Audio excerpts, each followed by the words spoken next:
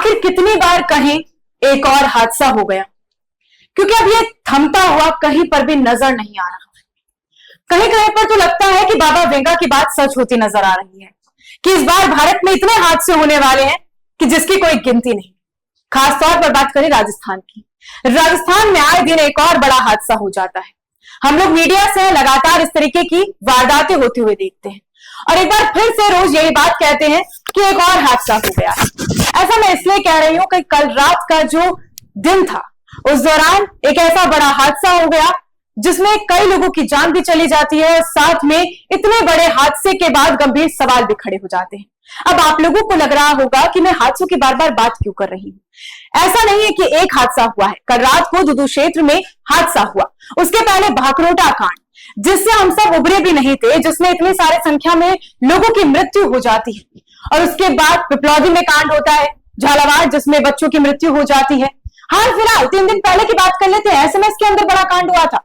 SMS में आग लग जाती है और आग लगने के बाद 8 लोगों की मृत्यु हो जाती है। चलो, ये भी अभी थमा नहीं है, ये तो ये वाली घटनाएं हैं जो हो रही हैं।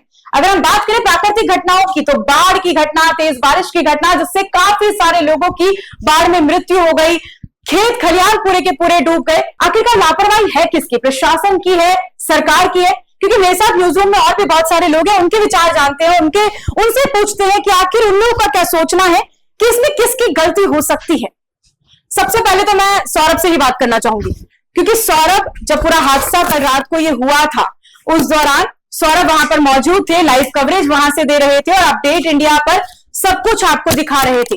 सौरभ, इतना गंभीर ये पूरा हादसा हुआ था, आप तुरंत वहां पर पहुंचे और एज ए रिपोर्टर हमारी ये रिस्पॉन्सिबिलिटी बनती है कि हमारे आमजन को बता पाए कि आखिर क्या हुआ, किस तरीके का पूरा ये घटनाक्रम था। सबसे पहले तो आप ये बताइए, क्योंकि दिल दहला देने वाली जो सिचुएशन थी वो देखने को मिली, क्योंकि 330 के करीबन जो सिलेंडर थे वो वहां पर थे और एक साथ धूम धूम करके जो है सारे के सारे जो सिलेंडर्स थे वो फट रहे थे। काफी ज्यादा जो है वहां पर लंबे ट्रैफिक भी लग गया था, जाम लग गया था। क्या कुछ पूरा आपने वहां पर प्रकरण देखा, क्या पूरा हादसा था? 10 बजे के करीब है जो गैस का ट्रक और सिलेंडर के ट्रक में आपस में भिड़ंत हुई थी। उसके बाद में जो सिलेंडर का ट्रक था उसमें कई विस्फोट हुए थे, लगातार 1 घंटे तक विस्फोट नजर आए थे और उसमें कम से कम 220 के समथिंग सिलेंडर विस्फोट हुए थे और कई और जो बड़ा हादसा होने से वो बच गया था, क्योंकि वहां पे कोई जान मान की हानि नहीं थी। एक जो ड्राइवर था ट्रक के अंदर, वो उसकी जो मौत हो गई थी। बाकी उसके अलावा कोई जान मान की हानि वहां पे देखने को नहीं मिली है। प्रशासन लगातार मुस्तैद था, वहां पे उप मुख्यमंत्री प्रेमचंद बैरवा भी मौजूद थे, मुख्यमंत्री भी लगातार निगरानी बनाए हुए थे, लगातार उस पर चर्चा करते हुए नजर आ रहे थे। तो उप मुख्यमंत्री भी लगातार वहां पे कंटिन्यू उस पर निगरानी बनाए हुए थे और कलेक्टर भी मौके पर मौजूद थे, पुलिस प्रशासन भी मौके पर मौजूद था। उनका कहना था कि ये जो पूरा हादसा है इसकी वो पूरी जांच पड़ताल करेंगे। 6 घंटे तक लगातार जो जाम था, लगातार उस पर पानी से जो कंटेनर था उसको ठंडा किया जा रहा था। 6 घंटे तक जाम था और 6 घंटे तक प्रशासन पूरी मेहनत कर रहा था। कम से कम 25 से 30 जो फायर ब्रिगेड की गाड़ी आई थी उससे उस जो टैंकर था उसको ठंडा किया गया था। और सबसे बड़ी बात यह है कि जो टैंकर था उसमें से जो गैस थी उसमें कोई लीकेज नहीं निकला। पर सौरभ, एक और बात जो है बार बार सामने आ रही है कि इस जो पूरा प्रकरण हुआ है, जो पूरा हादसा हुआ है, इसके पीछे आरटीओ कारण कहीं ना कहीं बताया जा रहा है। देखिए, इस पर जांच पड़ताल चल रही है, आरटीओ को हम भी वो नहीं कर सकते हैं कि इन्हीं वजह से जो है पूरा एक्सीडेंट हुआ है। लेकिन क्या आपको लग रहा है, क्योंकि आप मौके पर मौजूद वहां पे जो लोग थे उनसे हमने बातचीत की थी, तो उनका कहना यही था कि आरटीओ द्वारा जो गाड़ी को रोका जा रहा था, भारी वाहन आते हैं तो अचानक से वो ब्रेक नहीं लगा पाते, उनकी कंट्रोल नहीं होता है, तो वही आरटीओ उनको रोक रहा था, जिसके चक्कर में वो जो ट्रक वाला था उसने अपनी जो ट्रक को साइड में लगाने की कोशिश कर रहा था, लेकिन वो कंट्रोल खो दिया था, जिसके चक्कर में ये हादसा हुआ था। चलिए, ठीक है, बहुत ही सराहनीय काम आपने किया है सौरभ। हमारे साथ प्रियंका माथुर जी मौजूद हैं। हम बात करें भाकरोटा कांड की। भाकरोटा कांड में 10 दिन बाद समझ में आता है, और मैं तो कहती हूँ अब तक भी उसकी कोई रिपोर्ट नहीं आई है कि आखिर पूरा माजरा क्या था, क्या हुआ था। ठीक है, कुछ लोग कहते हैं कि वहां पर एक गलत कट बना हुआ था, कुछ लोग कहते हैं कि वो जो पुलिया थी उसका इनॉग्रेशन पहले होना था, पर वो इनॉग्रेशन पहले नहीं हुआ और वहां पर ही पूरा कांड हो गया। तो काफी सारी जो है चीजें सामने आ रही थी भाकरोटा कांड में भी। पर अगर हम देखें अभी हाल फिलहाल में इतना बड़ा हादसा हो जाता है ये दूदू के अंदर, क्या लगता है कि आखिर जिम्मेदार कौन है? क्या ट्रक ड्राइवर ढंग से गाड़ी नहीं चला रहे हैं कि टैंकरों को वहां पर जाने को अलाउ नहीं करना चाहिए? क्योंकि पिछली बार भी एलपीजी का टैंकर था, उसका ब्लास्ट हो जाना देखने को मिला, इस बार भी सेम सिचुएशन हमें देखने को मिली। क्या लग रहा है कि इन लोगों की गलती सड़क सुरक्षा को लेकर है, क्या प्रशासन को लेकर है, सरकार को लेकर है? प्रिया देखो क्या है कि जैसे कल एक जब ये हादसा हुआ उसके बाद में एक चीज आई कि आरटीओ वहां पे खड़ा था।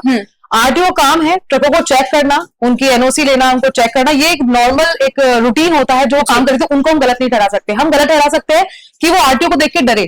तो क्यों डरे? क्योंकि उनके पास पेपर्स नहीं होंगे। तो हमें ऐसे ट्रक्स को या ऐसे व्हीकल्स को जो इस तरह से बिना पूरी पेपर्स लेकर के चलते हैं, पहले तो उनको टारगेट करना पड़ेगा, उनको देखना पड़ेगा, उनको सर्च करना पड़ेगा। और दूसरी बात एक स्पीड कुछ एक ऐसा कुछ करना पड़ेगा, गवर्नमेंट को कुछ ना कुछ करना पड़ेगा कि इतनी स्पीड के जाने के बाद में आपकी कुछ गाड़ियों में होता है ये चीज, आप नोटिस करना, कुछ हाईटेक गाड़ियों में होता है। फॉरेन के अंदर अगर हम बात करें वहां पे भी ट्रकों के अंदर होता है कि ओवर स्पीड होते के साथ ही वहां पे वो स्पीड आपकी चलना बंद हो जाती है। स्पीडोमीटर्स तो हमारे हाईवे पे लगे हुए हैं मैम, और अगर हम बात करें, चलिए स्पीड की तो आपने बात करी, बिल्कुल सही है, स्पीड की वजह से बहुत सारी दुर्घटना होती है, लेकिन कहीं ना कहीं भी आरटीओ की बात सामने आ रही है। भागरोटा कांड में तो स्पीड भी नहीं थी, भागरोटा कांड में तो एक कट की वजह से ये पूरा जो है मामला और माजरा सामने आया। प्रशासन की गलती बहुत ज्यादा लग रही है। प्रशासन की गलती है कि या तो वो कट बंद कराए या उस कट के लिए इंडिकेटर दे, वहां पे रेड लाइट लगाए। ये नेचुरल चीज है। भागरोटा वाला मामला पूरी तरह से एक गलती थी, क्योंकि पुलिया बनने के बाद भी उसके आगे कट छोड़ा गया था। ये बहुत बहुत बड़ी वाली गलती थी। लेकिन कल वाला मामला पूरी तरह से एक डर था, डर का माहौल था। दोनों हादसों को मैं एक नहीं कहूंगी, जान मान का कम नुकसान हुआ, एक आदमी जिंदा जल गया जिसकी हड्डियों को पॉलिथीन में लेके जाना पड़ा। बहुत बड़ा मामला है, बहुत भयावह मजबूरी होगी उस समय पे। और भागरोटा वाला जो मामला हुआ था उसमें गलती सरकार की थी, उस जगह के जो रिनोवेट करा रहा था उसको बना रहा था उनकी गलती थी। लेकिन कल वाले मामले में आरटीओ की गलती नहीं है, ये उनकी गलती है जो पूरे पेपर्स देकर के नहीं चलते हैं, रोड पर चल जाते हैं, फिर एकदम से अगर उनको सरकारी गाड़ी दिखती है तो वो डर जाते हैं। इसमें ये कह सकते हैं कि सरकार को इस तरह के मामले में हम कंबाइन नहीं कर सकते प्रिया। इसके अंदर वो हर चीज का कल को कुछ अगर ऐसा नहीं होना चाहिए, कल को कुछ हो जाता है तो उसमें कोई अलग चीज निकल करके आएगी, तो हम एकदम से कंबाइन नहीं कर सकते। हर जगह प्रशासन ड्राइवर्स जो है उनकी भी लापरवाही कहीं ना कहीं उसकी वजह से भी इतने बड़े हादसे होते हैं। बिल्कुल, चलिए ठीक है, बहुत बहुत शुक्रिया आपका। मेरे साथ कृपा मौजूद है। हमने बात करी, सौरभ से भी हमने बात करी, प्रियंका जी से भी हमने इस बारे में बात करा कि जो टैंकर के हादसे हुए हैं वो तो हमने देखा, लेकिन राजस्थान में अगर हम बात करें खास तौर पर हादसों की जो बहुत बार होते हुए नजर आ रहा है, एसएमएस का हादसा हुआ, 8 लोगों की जान चली जाती है, पिपलौदी में हादसा होता है, बच्चों की जान चली जाती है, भागरोटा कांड होता है उसमें लोगों की जान चली जाती है, मतलब एंडलेस होते जा रहे हैं हम लोग।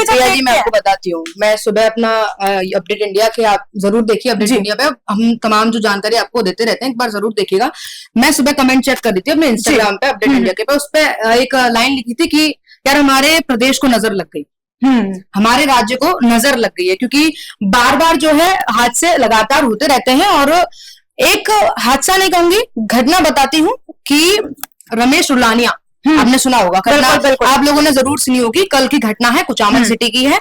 जिम गए थे, 20 मिनट तक बाहर नकाबपोशों ने रेकी की कि भाई बाहर निकले नहीं, अगर उनको कुछ लगा तो अंदर गए 3 नकाबपोश साहब, दिन दहाड़े गोली मारकर बाहर आ गए। दिन दहाड़े आप देखिए, जिम में कम से कम नहीं तो 3-4 लोग मौजूद थे, जिम ट्रेनर था, कोई सिक्योरिटी नहीं, कुछ भी नहीं।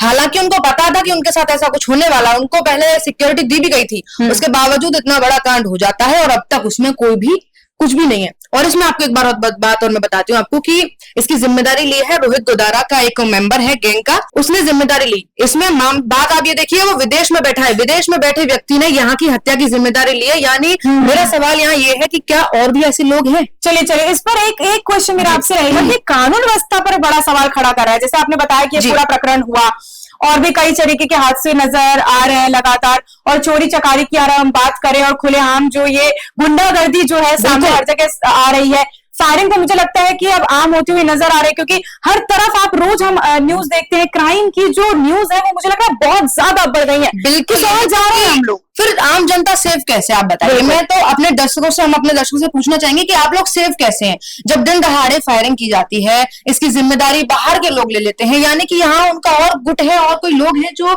मतलब बैठे हैं इन वारदातों को अंजाम देने के लिए, तो हम सेफ कैसे हैं? हमारे साथ सोनू भी है। सोनू, ये तो रही वो आपदाएं जिन्होंने लोगों की जान छीन ली और जिस तरीके की ये पूरी चीजें हुई।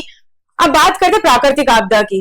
हमारे राजस्थान को, जैसा कि कृपा ने कहा, किसी की नजर लग गई है, तो ये हादसे तो हो ही रहे हैं, साथ में बारिश और प्राकृतिक आपदाएं भी हमको कहीं पीछा नहीं छोड़ रही हैं। इतनी ज्यादा बाढ़ आई, अगर हम बात करें सवाई माधोपुर में, कोटा में, सब लोग, मतलब कुछ लोगों की गाड़ियां बह गई, इतनी सारी मौतें हो गई।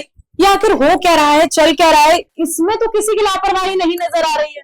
प्राकृतिक आपदा है, उसके लिए सरकार भी जिम्मेदारी नहीं ले सकती, लेकिन उनके लिए सरकार कुछ कर सकती है। जैसे किसानों के लिए बारिश से बहुत ज्यादा नुकसान हुआ, लेकिन उनकी जो गिरदावरी है वो अभी तक उनको मुआवजे के रूप में नहीं मिल पा रही, क्योंकि जो पटवारी है किसानों की, हमारा जो अपडेट इंडिया है वो मेरी चौपाल मेरा गांव एक सेगमेंट जो चला रहा है, उसमें हमें पता चला कि जो किसान है वो इन पे जो है वो गुस्सा है कि जो ग्राम विकास अधिकारी है, पटवारी है, वो लगातार इन पर काम नहीं कर पा रहा। तो सरकार के पास जो इंफॉर्मेशन है वो पूरी नहीं पहुंच पा रही, सरकारों जो किसान है उनकी हेल्प नहीं हो पा रही। साथ ही जैसे अभी देखा जाए वो नुकसान हुआ, लेकिन उसके बाद जैसे फसल अब कट चुकी है, लेकिन फिर बारिश हो रही है तो फिर वो नुकसान हो रहा है, यानी बची कुची जो फसल है उसका भी नुकसान हुआ है। तो कि जो गवर्नमेंट है उसको ध्यान देना चाहिए। साथ ही जो बात करें कि जो सरकार है वो इनकी जो भी हादसे होते हैं उनकी जिम्मेदारी नहीं लेती। हम जो झालावाड़ हादसा है उसमें देखिए तो जो शिक्षा मंत्री मदन दिलावर है उन्होंने अपनी जिम्मेदारी नहीं ली, उन्होंने कार्रवाई की वहां के जो शिक्षक है उन पर। लेकिन देखा जाए तो जो शिक्षक है उन्होंने इनके लिए जो शिकायत की थी, जो नोटिस दिया जाता है वो दिया था, लेकिन फिर भी कार्रवाई नहीं की गई। साथ ही अब देखिए कफ सिरप का मामला, उसमें जो चिकित्सा मंत्री है, अगर दर्शकों ने देखी होगी उनकी प्रेस कॉन्फ्रेंस, तो उसमें जो है उनकी मतलब जो जी भी उन्होंने नहीं की, मतलब उनके पास कोई आंसर नहीं है। जो मीडिया है उनकी किसी भी जो एक रिस्पॉन्सिबिलिटी होती है उसके साथ उन्होंने आंसर नहीं चाहिए। ठीक है, शुक्रिया सोनू। और ये भी एक बड़ा मुद्दा है हमारे राजस्थान का, कफ सिरप का मामला, क्योंकि इससे भी बहुत सारी मौतें हुई हैं ना। ये बहुत ज्यादा जरूरी है कि आखिर ये हादसे हो क्यों रहे हैं, और इस तरीके की जो चीजें चल रही हैं लगातार, क्योंकि भाकरोटा कांड हुआ पिछले साल, अब जिसको 1 साल होने वाला था, कैंडल मार्च उसके लिए भी निकाला गया था, अब अगला कैंडल मार्च SMS हॉस्पिटल के लिए निकाला गया। क्या कैंडल मार्च के लिए ही जिंदगी जी रहे हैं हमारे लोग? क्योंकि जिस तरीके की ये पूरे घटनाक्रम सामने आते जा रहे हैं, कई सवालिया निशान खड़े कर रहे हैं हमारे पुलिस प्रशासन पर, हमारी सरकार पर, और हम आम नागरिक पर भी। ये सोचने की बात है, आप लोग जरूर सोचिएगा और हमें कमेंट सेक्शन में बताना बिल्कुल भी मत भूलिएगा कि आखिर आप लोगों को क्या लगता है, क्या सच में जैसे कृपा ने बात कही कि राजस्थान में किसी की नजर लग गई है, ये सच है या फिर इसके पीछे कोई और कारण भी हो सकते हैं? मैं आपके साथ प्रिया बंसल, आप हमारे न्यूज रूम लाइव को ऐसे ही प्यार देते रहिए, और ऐसी और भी आपको घटनाक्रम और ऐसी और भी अपडेट्स आपको लगातार हम देते रहेंगे। देखते रहिए अपडेट इंडिया जयपुर।